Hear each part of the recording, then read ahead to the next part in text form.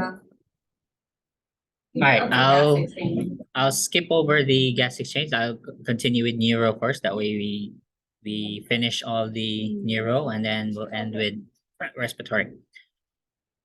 For ischemic stroke, you still remember what you did for altiplace? Yes. All right, so recognizing signs and symptoms. So how do you differentiate between ischemic and hemorrhagic stroke? And then for ischemic, there are two types. We have thrombotic and embolic stroke.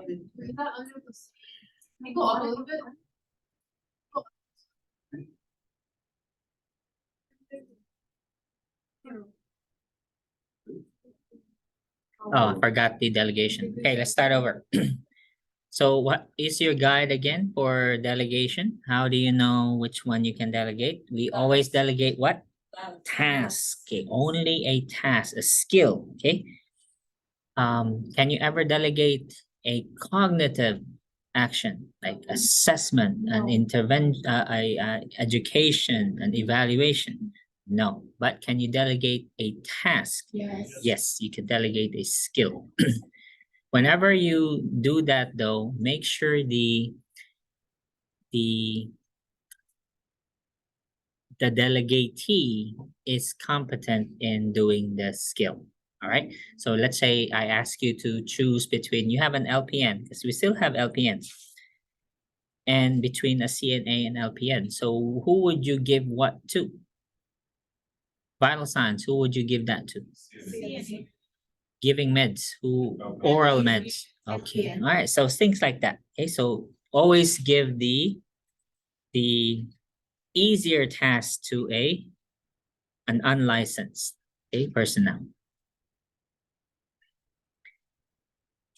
Concern about stroke is always the feeding, correct? Whenever you delegate, right? Because can we delegate feeding? Yes. Well, it depends. If this is the first time this patient is eating, No. can you delegate it? No. Should you delegate it? No. Okay, very good, children. Yeah, so the patient must be stable, okay, before you even decide to delegate anything. And this is after they have the Correct. So we are not the experts. The doctors are not the experts either. Who's the expert? The speech language pathologist is the expert. And that person will decide whether or not the patient is going to be fed. All right. So they decide the diet. Glasgow Coma Scale, we did this in lab. You okay? With the, all right. Doses calculation, what do you think this will be on? Could be CPP, it could be altiplace. Sorry, Are you gonna put it on the exam though? Last time you didn't put any. which one? The dosage calculation. Oh. Okay. Yeah, but I don't, I don't do many doses questions anymore because again, the NCLEX won't ask you much. Yes. Under either, or are you gonna be both? I could be both, could be either. I don't know because I don't know which version you're getting of the test. oh, Either or, yeah. Let's do both. Okay, why not? Okay, CPP and you know how to calculate CPP Yeah. and you know how to calculate. This is a little bit. I mean, yeah, but yeah. Okay, a reminder though for altiplace. Remember when I tested you on the Parkland formula for burns? Yeah. Okay, so some of you did not read the question carefully. So let's say I give you a question on altiplace. Be careful what the question is asking. So if it's asking for the 10%, because the initial dose is 10%, correct? So what's the rate for that one? So you know what's the dose again? How do you calculate altiplace? 0.9 per Kilogram. okay per kilogram. That's your total. And then how do you give that? Okay, first 10% over 1 minute, the remaining 90 over 1 hour. So be careful what the question is asking. Is it asking for the infusion rate for the bolus or the infusion rate for the 90%? Or is it asking for the dose? Or is it asking about how much you waste?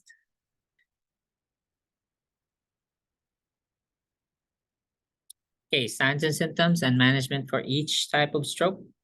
So signs and symptoms of ischemic. Does it matter whether it's thrombotic or embolic? No, because ischemic stroke is the same. Okay. But the risk factors, do they vary? Yes, there are different risk factors for thrombotic. There are different risk factors for embolic. What would be risk factors for thrombotic stroke? What's the root cause of all of these? Or yeah, so how did this patient atherosclerosis, right? The patient had atherosclerosis and then it narrowed the artery of either the carotid or cerebral artery and then form a blood clot. Okay. What about embolic stroke? What is the majority of these patients? What do they have? Usually a cardiac issue. Give me examples of those cardiac issues.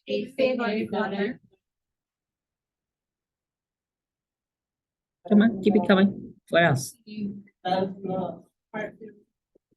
Remember, what will cause a clot to form in the heart? So what else is wrong with the patient? Could it be like damage to Mouth doesn't even shape. Right? MI? Well, an MI is caused also by a clot, but damage? could it be a heart failure? Okay. Oh, you did? Oh, sorry. What about valve disorders? Okay, so basically anything that will cause congestion inside the heart, caused either by electrical conduction problem, a structural problem, etc. Indications and contraindications for alteplase.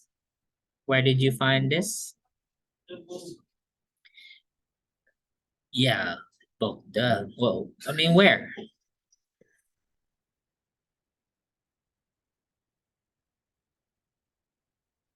So the indications, oh, you talking about indication for outlet? Yeah, indication. So who gets it? What type of You stroke? have to be over 18, has to be a Ischemic stroke. Okay. blood pressure less than 185. Platelet count. The time is between training for at 0.5 hours. After that, we will have to go to the cath lab and get and the doctor will. This call. We have a good time.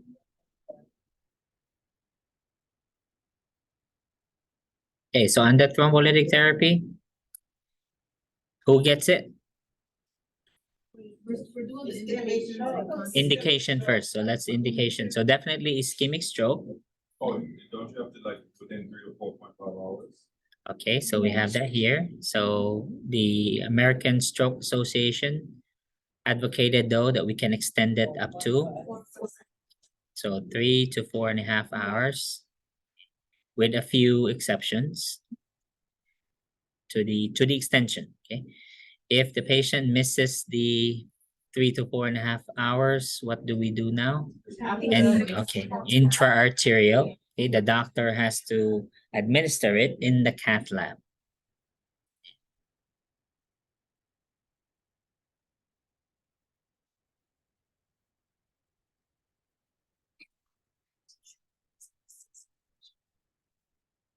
No, it depends again. So IV alteplase is given within what time period?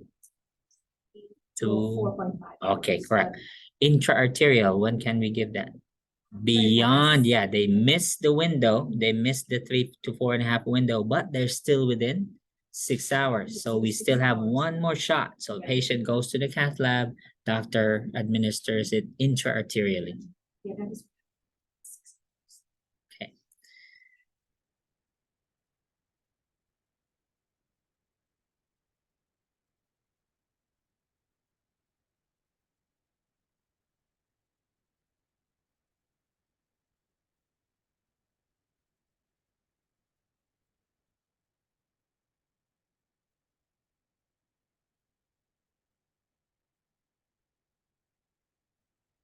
Okay, so for contraindications, because we know the indications, you have your entire chart 62-2, but your contraindications are the following. So you missed the 3 to 4.5 hours. We still do 3 to 4.5 hours because there are exceptions to the extension.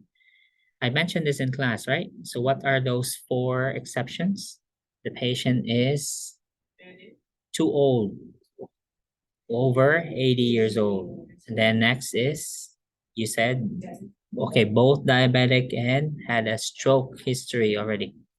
And then the third is the NIH stroke scale is too high. Yeah, 25. Okay, 25 or higher. And then finally, the CAT scan shows that it's more than a third of the middle cerebral artery is involved, meaning majority of the brain has already been infarcted, meaning there's no point for extending the period to 4.5 hours. Meaning if the patient meets those 4 older than 80, high NIH stroke scale, 25 or higher, had history of stroke and diabetes, and what did I say? And so the CAT scan that shows over. Yeah, What is it? more than a third of the middle cerebral artery. Another contraindication for alteplase was anticoagulation. On anticoagulation and the INRs above 1.7. Some doctors, because there are 2 types of contraindications. It's relative and absolute. What's the difference between when you say relative versus absolutely contraindicated? Okay, so the doctor makes the call. It can be, as you mentioned here, some of them can be relative right here. Some of these are relative contraindications. The provider needs to weigh the risk and benefits of therapy. Okay, so that's not our call though. Doctor will decide, okay, whether or not the patient can still benefit from it. But there are, of course, absolute contraindications, meaning like here. So therefore, if it says no infective endocarditis, so if they have endocarditis, can they get alteplase? No. No. Here, they have a history of bleeding. Can they get alteplase? No. They had a history of subarachnoid hemorrhage. No.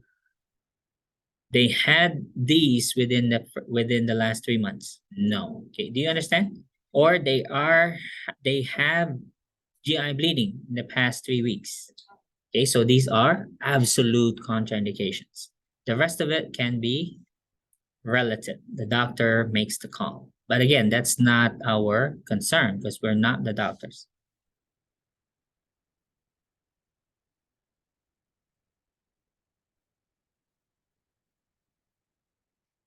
So alteplase administration, you guys did that. What are the vascular management? So this is referring to the endovascular therapy. Here.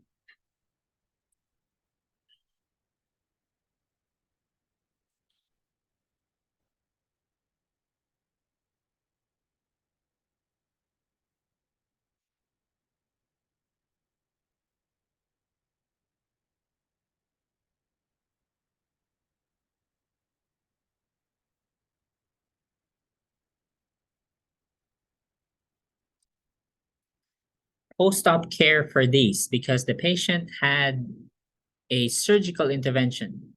So anyone who is post-op, do they have different complications? No. Right, so are these patients at risk for DVTs? Are they at risk for pressure ulcers? Because this is a manipulation of mostly when they say endovascular, it's referring to the carotids, either left or right carotid artery. So what could happen during the procedure? Another stroke. And don't forget, management will of course include the risk factor management, correct? Because can you get rid of the diabetes? Can you get rid of the hypertension? Can you get rid of the atherosclerosis? Okay, so therefore, your management will include management of those risk factors. And they stop smoking. What do we do for the atherosclerosis? Okay, so that's all mentioned here. And because hypertension is one of your risk factors, so are they on the same antihypertensives as we discussed in heart failure? Don't forget the antithrombic therapy, which is, what are those two antithrombics? Meaning, when we say antithrombics, they're really saying antiplatelets. So they are aspirin, clopidogrel. Very good, children.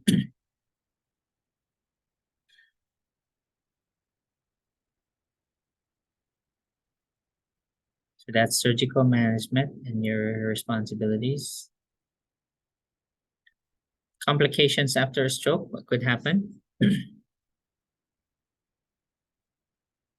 Because now you have a patient who has left or right facial droop, now part of the tongue is paralyzed.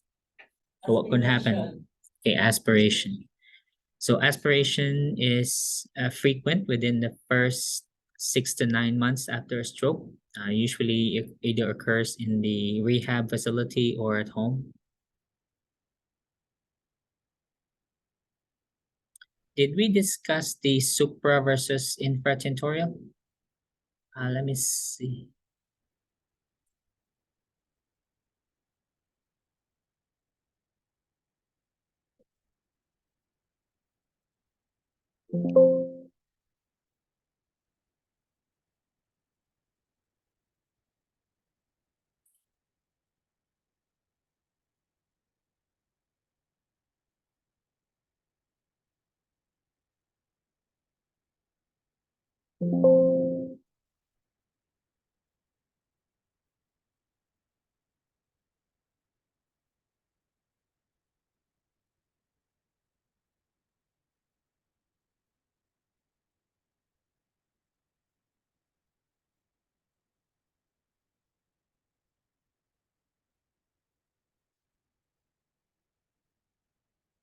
You can disregard that because this edition of the textbook don't have the difference anymore.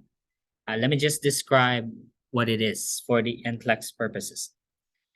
When we say this is referring to the tentorium. The tentorium is a spine. So if you ever seen the inside of a skull, maybe we have some models here. So, just observe it.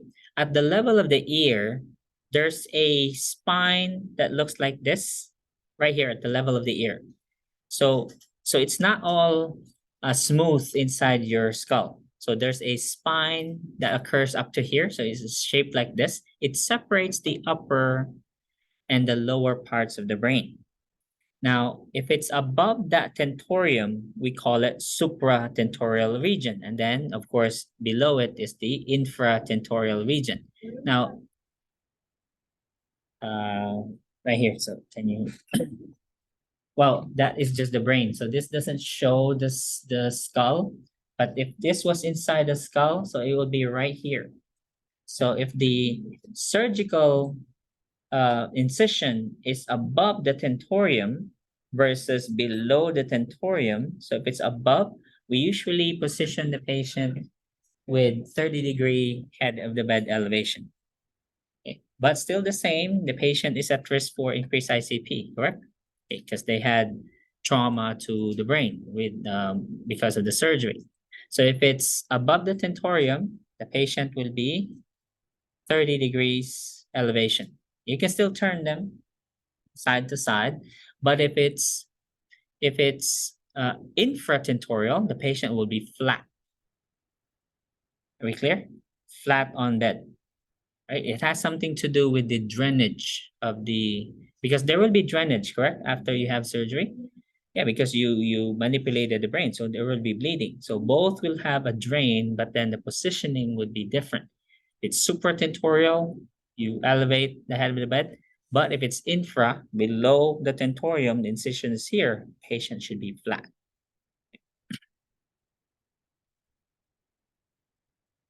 Don't worry, there's no mention in the 15th edition anymore. So we just focus on the post.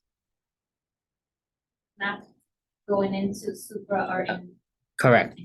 So what are the drugs we routinely give to these patients after craniectomy or craniotomy? So after brain surgery? Diuretics, what else? Yeah, that's either or, Yeah. okay? So which one? Corticosteroid. Steroids? That, what steroid is that? Dexamethasone only, okay? So we have diuretics, which is mannitol, and then dexamethasone. What else? Do we give anything else? Fluids. It's a surgical procedure, so invasive Or. antibiotics. Okay. And then because there's increased ICP, they're at risk for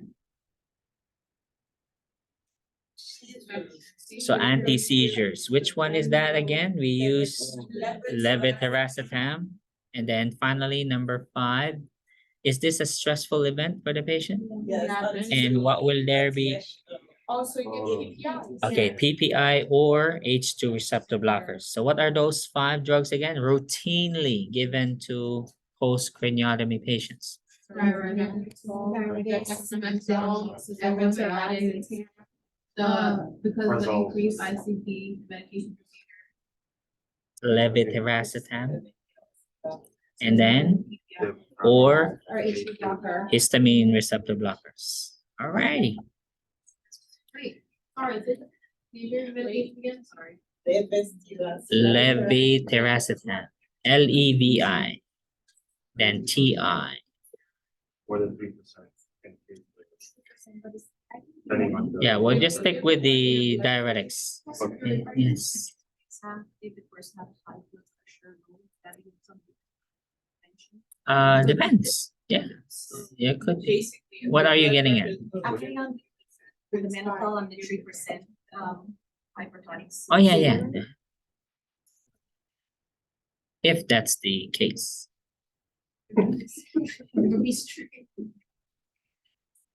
Okay, emergency management. So this is again a episode. I guess there's 2 questions on it. Drug therapy, is it different from the post craniotomy?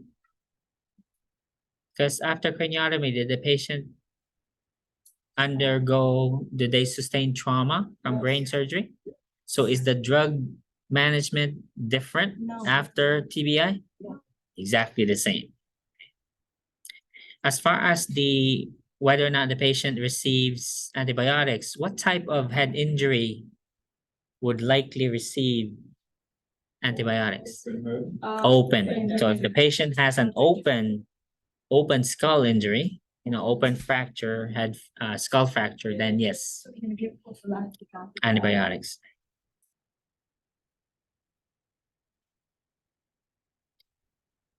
So what are the risk factors of stroke again? We mentioned a few earlier, so don't be just stuck with the atherosclerosis. Remember, there are many other risk factors, including ethnicity, okay?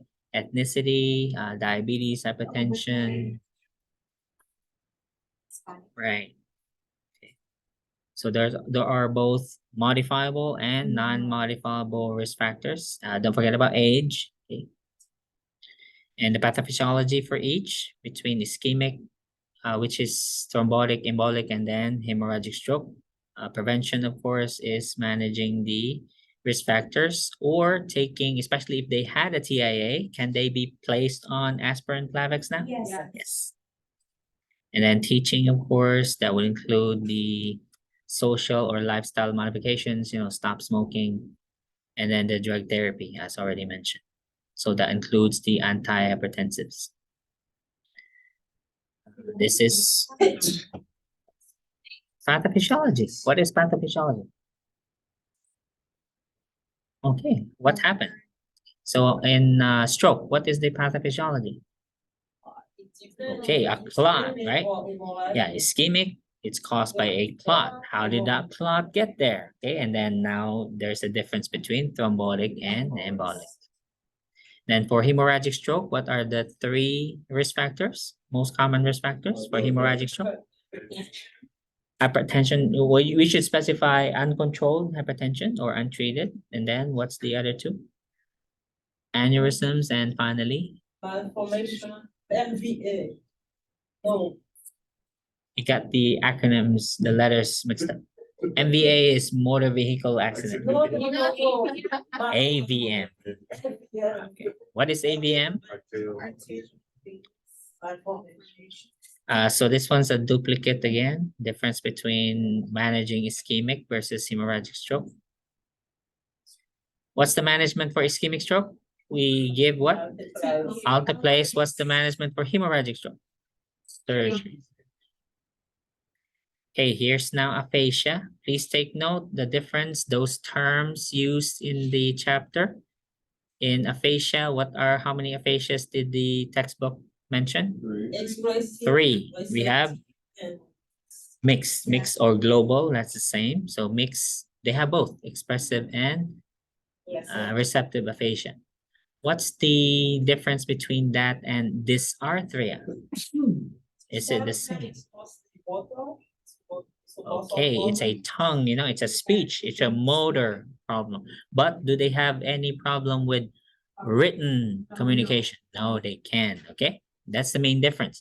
When we say aphasia, it's a brain issue. Okay, they cannot express both written or verbal. Okay, so they cannot express and or they cannot understand. Dysarthria is simply a motor. So do they have problems with texting? No. No, they can text, they can write, they can type. Okay. You saw Top Gun Maverick, right? So what did Iceman have? Iceman had aphasia or dysarthria? Dysarthria, very But they don't watch it, so I'm guessing that's hard to. because Iceman was typing his responses. Did he shoot ice? Sorry? Nothing, I was just.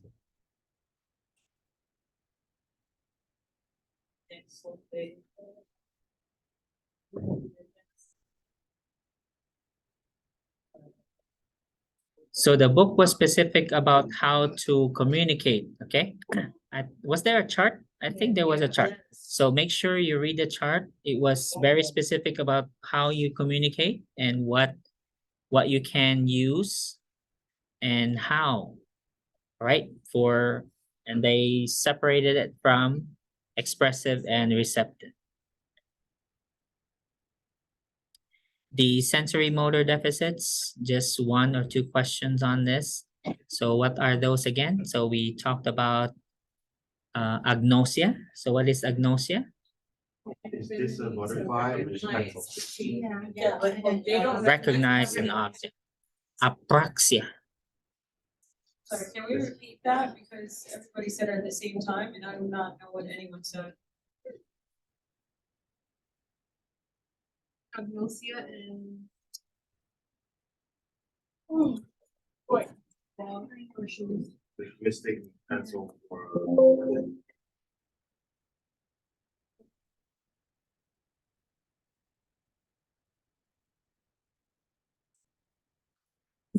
Okay, so here.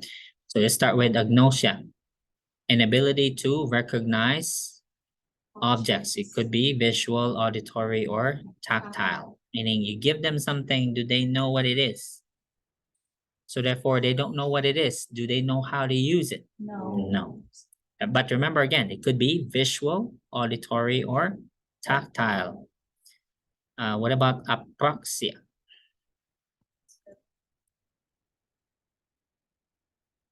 So when we say apraxia, it is a You're asking them to, because it's inability to perform. So therefore, is this a motor task? Yeah. Yes. So you're trying to ask them to do something. Okay, so that's apraxia. If they can't do that, let's say sing, do you know how to sing happy birthday? Yeah, everybody should know that, right? Yeah, so can they do this? Well, if you have apraxia. No. So here's the, for communication, so you have dysarthria, aphasia, and apraxia. They do work with them. They can't speak, like they can speak, like word formation, just word like what would you? Oh, I'm not familiar. With word twisters, with stroke patients. I don't really observe rehab. On Netflix with, it was like Bellevue on there. Oh, okay. So for visual, here's hemianopsia. This is very common in stroke patients. What is it when it says homonymous hemianopsia? Both, they have also vision in both eyes. Not, Well, not blurred. well, half, right? Okay. So the same half of each eye. Okay. Because homonymous meaning the same side, hemianopsia, blind in one half of the visual field. And it says homonymous, the same side. So that means the left half of each eye is blind, or the right half of each eye is blind. That's homonymous hemianopsia. So here's the agnosia.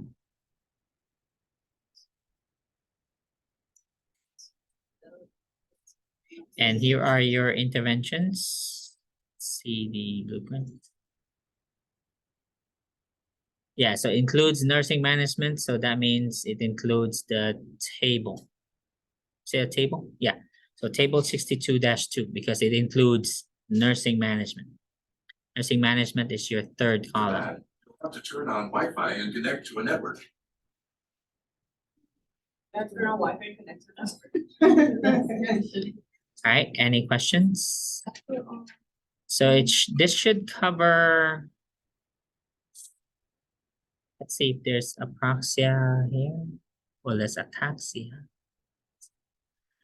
No, not all. So table 62-2 is a combination of visual and motor and sensory too. And verbal is also there. So here are your, of course, this is not the, I think there's also some mention in the paragraph, correct? About aphasia. So it's, well, this would be included as well.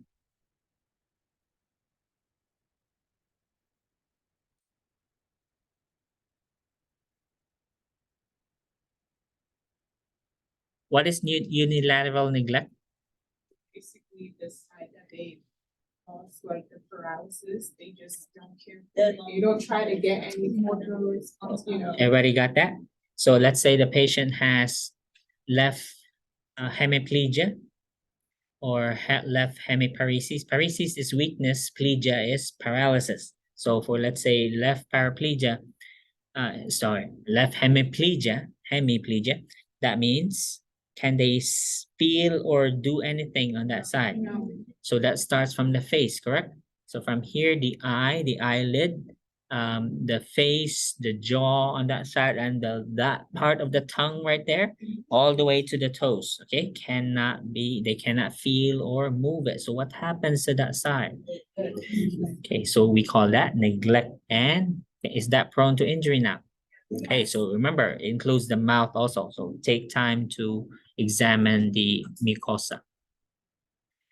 And psychosocial changes, you can just stick with there are emotional here mentioned right here. So emotional deficits, so that would be, well, that would still fall under psychosocial. And these are your interventions for that. Okay, take note that does the patient have control over these? No. No control. So these are your interventions. So support is very important. Then educate the family, tell them why the patient's acting like this.